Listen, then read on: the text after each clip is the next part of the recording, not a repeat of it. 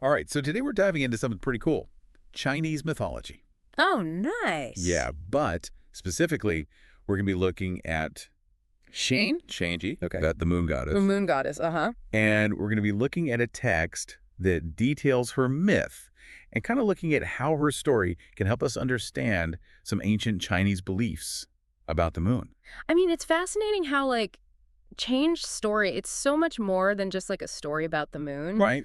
It kind of gives us, like, a glimpse into, like, this whole system of beliefs they had. Yeah, it's a whole world. Yeah. But who is Jeji for people who might not know? Well, she's pretty important in the whole cosmic scheme of things. Okay. She's the goddess that governs the moon.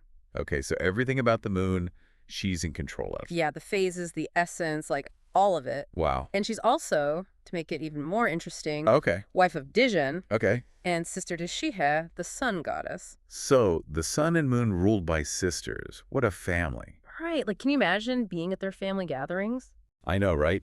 All the drama of like night and day. And it really gets into that whole concept of yin and yang. Oh, yeah. You know, like moon and sun, darkness and light, feminine and masculine. Opposites, but they have to exist together. Right. That's so cool. So what does she do on the moon all day?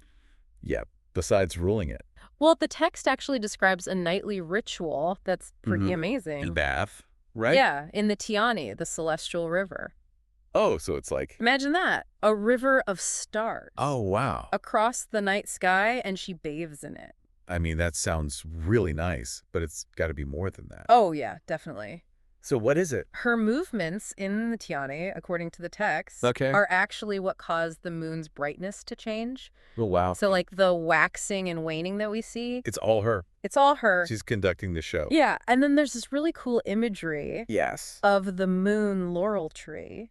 I love this part. This tree that grows in the lunar palace, beautiful blossoms. Oh, it's so pretty. It has this delicate fragrance. I bet it smells amazing. Imagine her like coming out of the celestial river, Fresh from the bath. sitting under this tree, combing her hair, So peaceful. moonlight coming through the leaves. It's like that really peaceful imagery that you see in a lot of Chinese art and philosophy. Yeah, that striving for tranquility, Yeah. that harmony with nature. Absolutely. But there's this other part of the story that gets even more interesting. Right. The drop of lunar essence. Yes. That falls to Earth. Accidentally, she drops a little bit of lunar essence Into a bamboo forest. into a bamboo forest. Yeah. And it turns into a beautiful girl. Oh, wow. This girl grows up and she becomes this fairy, A fairy, nice. incredibly gifted in music. Oh, that's cool. So like that legend of listening to rain in the bamboo grove, I've heard that one. that comes from this myth. Oh, wow. It's about that beauty of music that's inspired by nature. It's all connected. Yeah, it's so cool how this myth, like, ties into these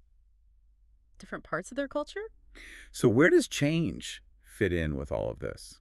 Well, she represents a lot of things. Yeah. Gentleness, elegance, but also, like, protection. Okay. She's a guardian of the night sky. looking after everyone. Yeah, bringing comfort and peace to people under the moonlight. Like a protector. Yeah. I love that. So, taking a step back, like, what does this tell us about how the ancient Chinese viewed the moon? Yeah, what did it mean to them? I think it really shows a deep respect for it. Okay. Not just as this thing up in the sky, but as Yeah. something, like, beautiful and mysterious. Oh, yeah. With its own divine power. It wasn't just something to observe. It was like a whole place with stories. Absolutely. And it had its own ruler, Change? right? And it's connected to life here on Earth.